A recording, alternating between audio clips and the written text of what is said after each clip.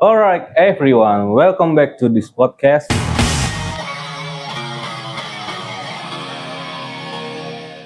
where we discuss literature, films, and all things human across every era. So, my name is Fajar Rohim, and as always, this space is dedicated to stories that help us understand change, growth, and the moments that redefine who we are. And I'm Rian Agustira as your second host for today. I'll be with Fajar around, guiding the conversation, All asking the right. uncomfortable questions, and maybe challenging some of our perspective. Because after all, these podcasts are rarely neat. They are messy, emotional, and deeply human. To be specific, in this episode, we're gonna talk about some films, not just talking about it. Going to we might be select from five different decades that represents what we call spirit of 20th century and until this decade, especially through the theme of the latest decade. We're continuing our traditions of selecting films from different decades embody that spirit of our podcast. We will later rank them into a tier list and then narrow them onto the top three and eventually discuss them with the best one that we can discuss, especially through a semiotic lens. And today, we have invited someone very special. Our reviewer whose insight don't just stop at good cinematography or strong acting, but dive into meaning, symbols, and cultural impact. So yes, let's jump into it. So much great to finally have you here, Rehan. Yeah, Yeah. I'm Raihan Rivansha. Thank you so much. I really appreciate and excited to be part of this conversation, especially since these films are very close to my heart. Okay. Before we jump into the films, we love to know more about you. How did your journey with films begin? Was there a particular movie that made you realize cinema was more than just entertainment? Um, I think I would go with The Perks Being a Wallflower. That movie made me realize that movie is not about entertainment. It's teach us about something else like trauma, friendship, and a lot about life. Wow. Yeah, Yeah, I think. that's Yeah, interesting. yeah. And do you think that emotional connection still influence, the way you always review films nowadays? Yeah, of course. I always use emotional connection when watching movies because I think it's more intimate for me, and I can um, learn about life, like healing through movie, like the Perks Being a Wallflower. It's about trauma and moving on from it. Oh, Derek, so there is no personal connection. Yeah. Not really. Oh, so you just adore them Yeah, by, as in uh, filmography. yeah, Yeah, like that. yeah. So you adore the path of the storytelling will be going to, how the ends result. Yeah, yeah, yeah. Uh, okay. So you have any thought? And I'm curious, do you believe films can genuinely influence people to start over or see life differently? Sure. I think you absolutely can do that because movies can uh, uh, um, apa sih Huh? Di- um, show you a different life or something that outside the world, and you can learn about new experience through movies. Uh, yeah, like that. So whenever you deep dive into a particular movie, so you have to, you know, describe it in many perspectives, kan? Yeah, Yeah, with that, you so much have some dedication into the art, mm, because not just someone made a movie just for entertainment purpose, right? yeah, yeah. So yeah, you're that kind of guy. Yeah, interesting. Mm. But let's talk about the idea of this podcast. Yeah, when you hear the title of this podcast, what comes to mind first? Like hope, fear, freedom, or loss. So if you interpreted this title of the podcast,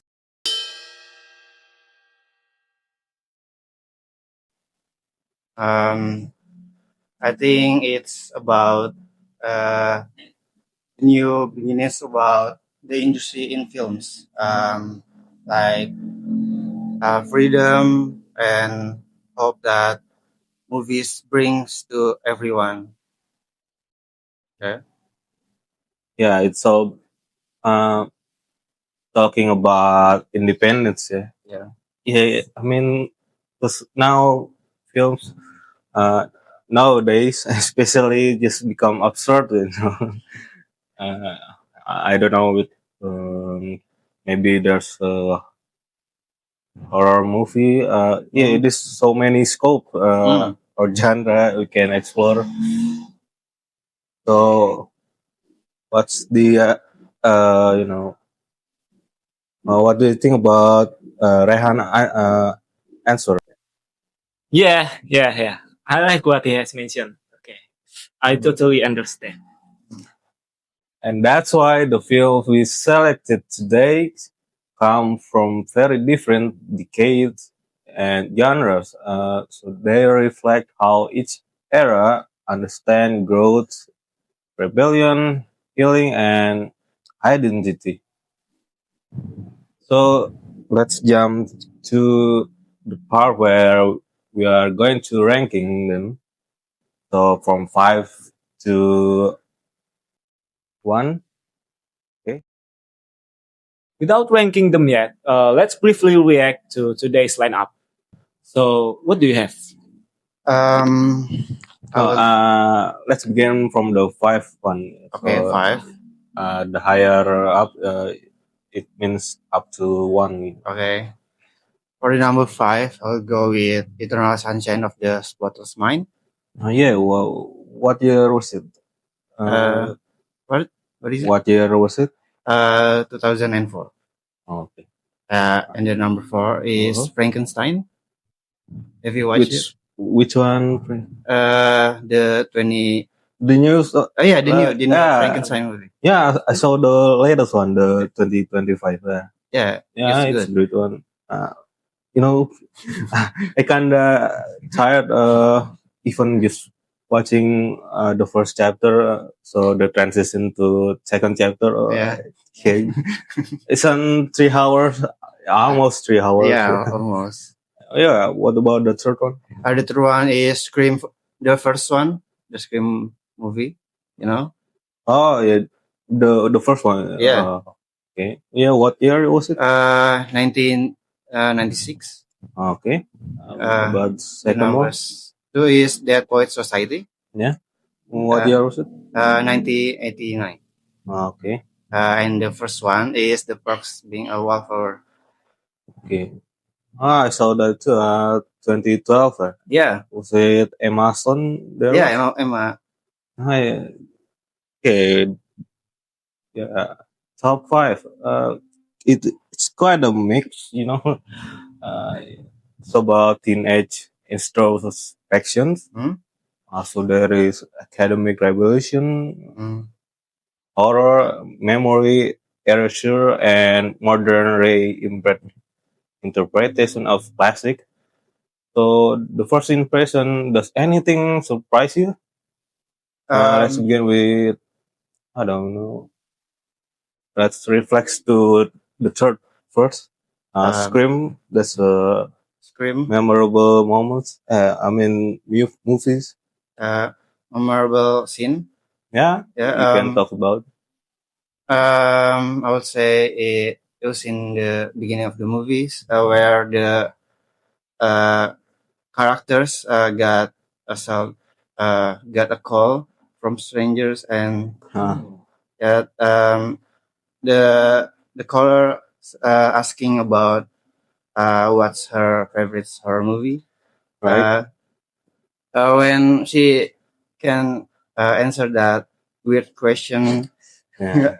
turns And out the caller is a killer, yeah, yeah. and she got chased and killed in the beginning of the movie. Okay. Uh, And the second movie is Dead what's Poet this? Society. Yeah, that Yeah. post society. I Um, never heard of them. you Oh, never watch it? I don't know who's the director, Ah, or maybe I the actor. forgot. Oh, okay. Yeah. What genre was it though? Uh, I think drama. Okay. Yeah. Uh, I think the iconic scene from the movie is when the student is stand up on the table and saying "Captain" or "Captain" to the teacher. Hmm. Have you heard? It's Hmm. pretty iconic Yeah, I through think the industry films. yeah I think that praise is just familiar maybe. he's pretty Hmm. famous. Okay. um, and the first one, the first being of our, I think the best scene for me is when the main character Charlie Yeah. ride a car with his friends through a tunnel at night, Oh, and yeah. uh, he's just saying monologue, and music starts. I think it's pretty awesome, awesome scenes for me. For you, that since I don't know, somewhat mentions as golden scene. Yeah, Uh, yeah. yeah, it makes us feel infinite. Okay. Mm, uh, Yeah. what of your thought? So You can hold your on mic, then you not you can pass it. Just todong todong aja gitu. yeah, yeah. Okay. Okay. Let's continue. If you had to pick one film from this list that you list before, what is the best represent that represents personal rebirth, and which one will it be, and why? Don't overthink it yet. Okay. I will say The Perks Being a Wallflower. I think that movie is uh, a game change in my life. Um, it's teach me how to healing through a trauma and just live my life freely. Yeah, I think that's my answer. That's beautiful. Okay. I think that's beautiful. Okay. So Yeah, but we need to deep dive, because we have to breaking these films down more critically, and uh, well, we actually begin the tier list thing, but let's just talking about this top three. Let's talk about their key elements. So based on the top. three films that you have selected. Can you explain them one by one? They're pretty much different. The two movies, like Dead Poet Society and The Perks of Being a Wallflower, it's a coming age movie and emotional. Uh, Dead Poet Society is more like a poetic and there's more characters in the movie. While the Perks Being a Wallflower is more like about trauma and healing. And it feels like you're a teenager living in a high school with all your best friends. okay, what? Why do you think that the perks of being a flower is your top choice? Why is I that? think it's because the movie was not dramatic or too much. It gives me hopes in people and how to handle trauma. Watching the movie is feels like talking to someone that really close to you, and they'll never leave you. I kinda like the soundtrack too. Um, Overall, the movie is such a comfort and kind of personal. Oh, ooh, what kind of soundtrack are we have? I don't know. I forgot. Some long time ago. I haven't seen that movie. A long time. I think the iconic one is by David Bowie, Heroes. Soundtrack is really Oh, it's there. I think I listened it. Sit there. First five albums of David Bowie um earlier. no, it's just some of the Nowadays, yeah. you don't know about the David Bowie discography. No, really. Yeah, but that's one of a kind. Yeah. Okay.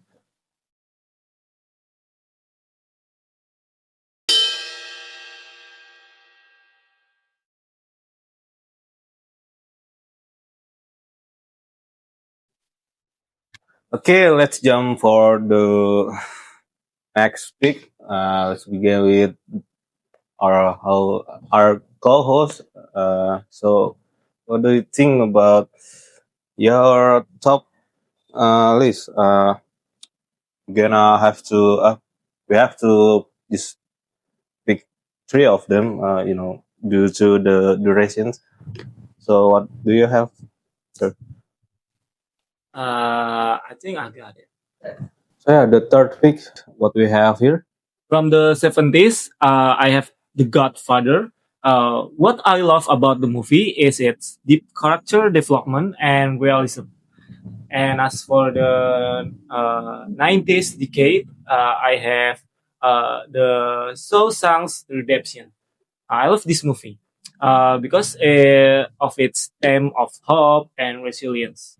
And as the last pick of my choice, I have The Dark Knight. It's from the 2000s decade. I love this movie because it have complex moral questions and strong performance. And if I have to choose, what's my top one from the list I have list, I think I will go for The Dark Knight from the 2000s decade because this movie feels grounded and it's so intense. It reads a superhero story like a real world dilemma instead of just entertainment. So that's So your first, but if you make it, particular order, right? So what's the second and the third rank? yeah, I think the second one will go to The Godfather because Yeah, that's how I know what character development is. yeah, like The what you've mentioned already. Yeah, yeah. Before watching this movie, I don't know anything about character development, and I just watch anything I watch. And after watching this movie, I become like a more Yeah. That kind of dictator, and but instead of being, some bias imagery, uh, yeah.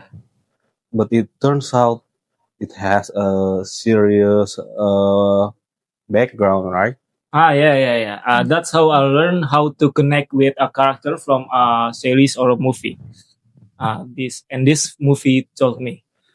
And the last one is the Shawshank Redemptions. Not because it's bad, but because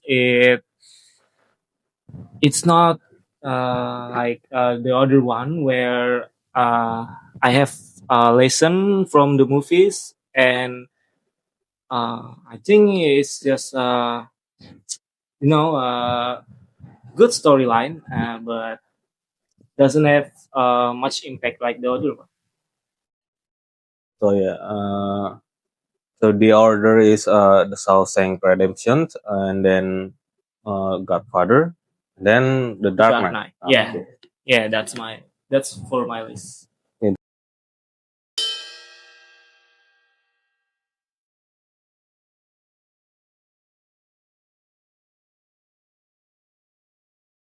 that's great pick, I guess.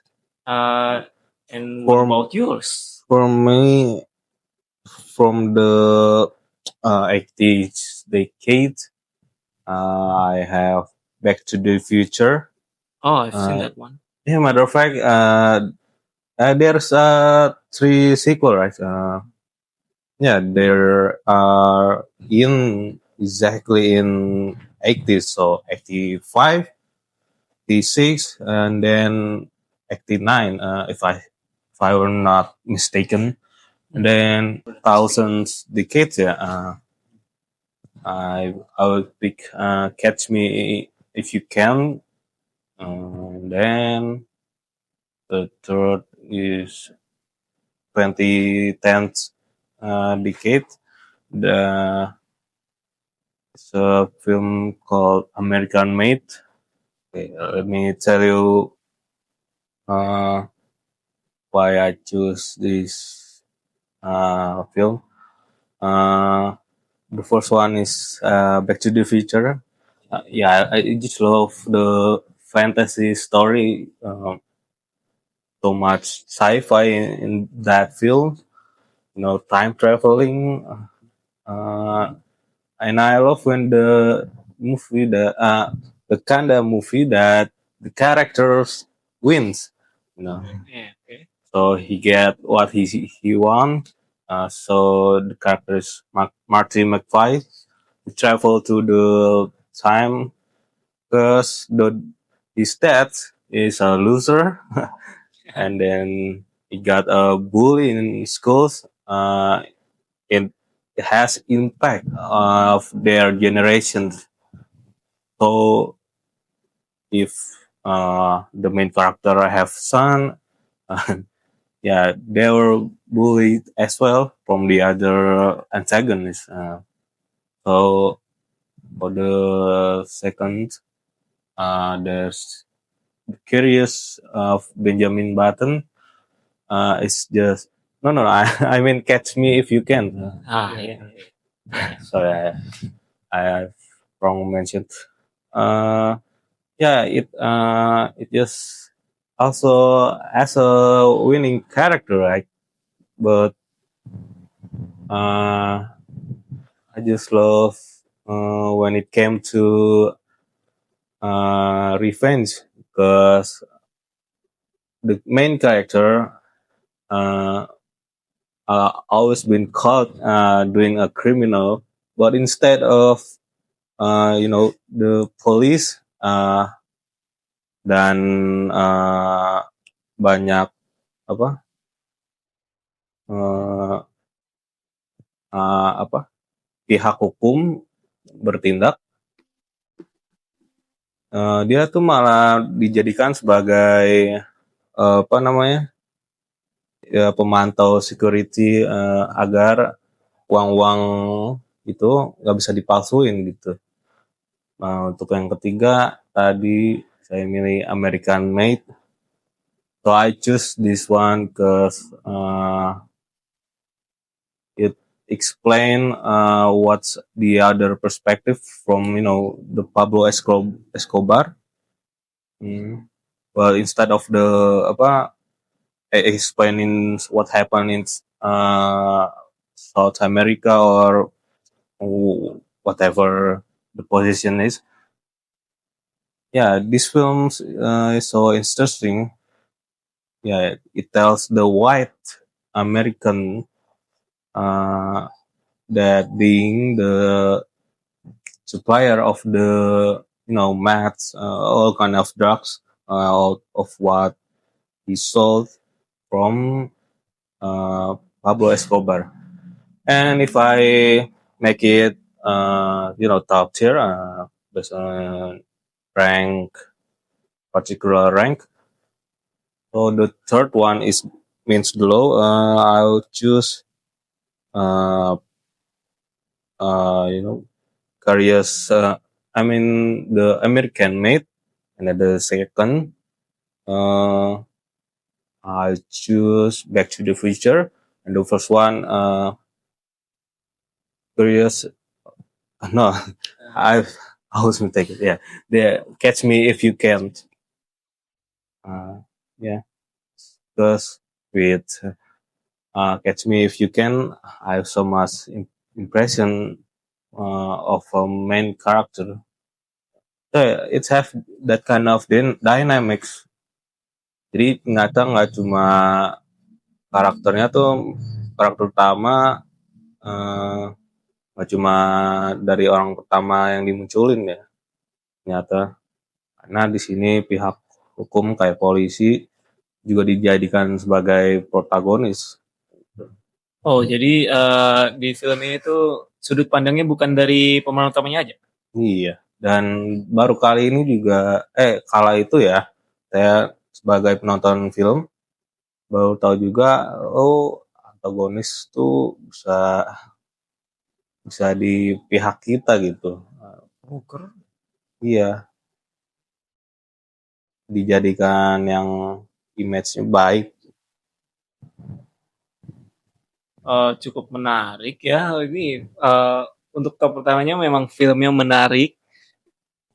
Mungkin saya akan ikut nonton itu juga bareng si Jo. Hmm.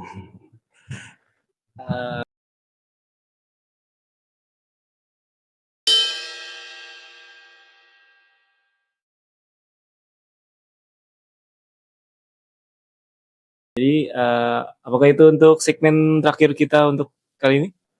Okay, let's wrap it up until the uh, end of session. So, what do you think? What are we gonna doing now? Yeah, we should do it. Okay. For the last thing we do, we've got some motivation word for people out there that haven't read or appreciates literacy work. So here's the word from the professional reviewer for literacies. Okay, I would say graduate literature invites us to slow down and engage more thoughtfully with the world around us, offering stories that challenge our perspective while deepening our appreciation for language, characters, and craft. Reading not merely an act of consumption, but a conversation between the writer and the reader. One of that rewards patience, curiosity, and reflection. Through literature, we encounter complex emotion, unfamiliar life, and enduring ideas that help us better understand both others and ourselves, making each word not just um, something to finish, but something to truly experience and appreciate. Oh, that's a lot of work. Thanks for today meeting. Okay, Okay, thank once you. again, Rehan Rifansa. Me, the host, Fajar Rahim, with the co-host Ryan. Until the next episode, and goodbye.